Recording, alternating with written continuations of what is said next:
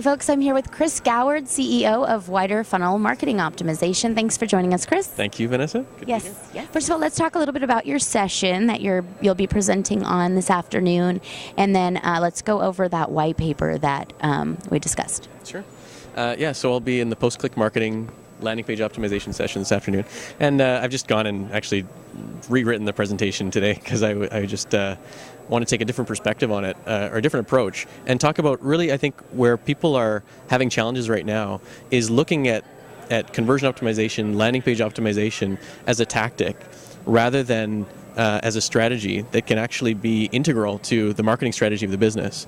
And I think conversion optimization has been undersold, essentially. I think people are looking too much at tactics, at tips and tricks and things you can test to try and get a little bit of a boost, rather than testing things that can generate insights that can affect the marketing organization, that can affect the strategy. And I mean, we have such an opportunity here where we've got our customers coming to our site and in large numbers able to tell us with their actions what they like and how they'll, what will make them act. And a lot of times we're wasting that by testing button color, or testing insignificant things. And I think we can evolve to the next level now. And I think we're ready to, start adopt this as a marketing practice as part of the organization. Sure. Okay. So let's go over those 5 steps to implementing it. The title is 5 Steps to a Successful Conversion Optimization Strategy. So let's just go on into that. Right. So we have a new white paper on our website that details those 5 steps. And really it's about starting out with aligning the business goals with your marketing goals and your website goals, and making sure that you understand, first of all, how to drive business success through the website, rather than just looking at it as an informational source. How can we use this website and this traffic that's coming to our site to drive business results? So that's the first thing. And then identifying, where are the opportunities on the site to really measure those actions and identify the funnel points. And then, the white paper goes through a lot of detail for how to avoid the common mistakes that are made when you're starting to develop a conversion optimization strategy.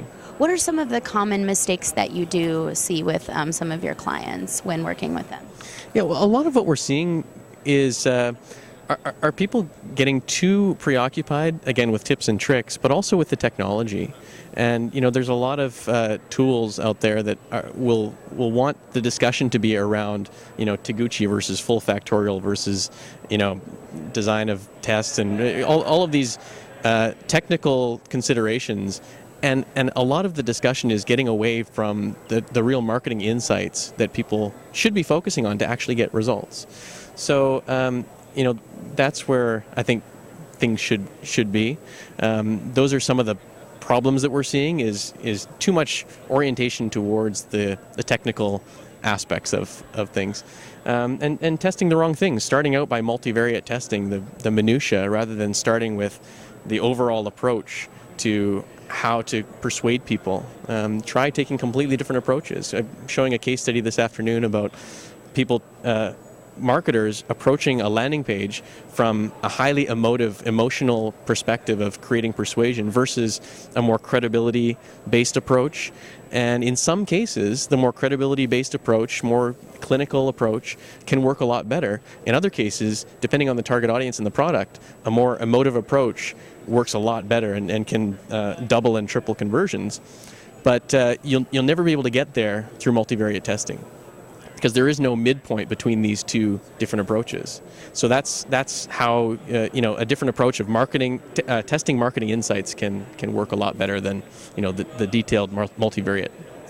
Okay, and what are some suggested tools for testing optimization or landing page optimization? There's always new tools coming out.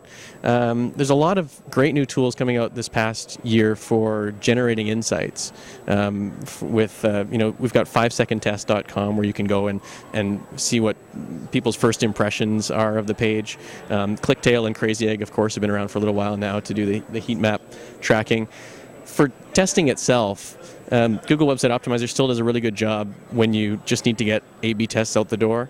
There are a lot of other self-service tools that are working really well. Unbounce is a really inexpensive do-it-yourself thing. LiveBall is good for managing multiple pages. SiteSpec's got some good technology, a little bit more complex to implement perhaps, but there are some good new tools coming out.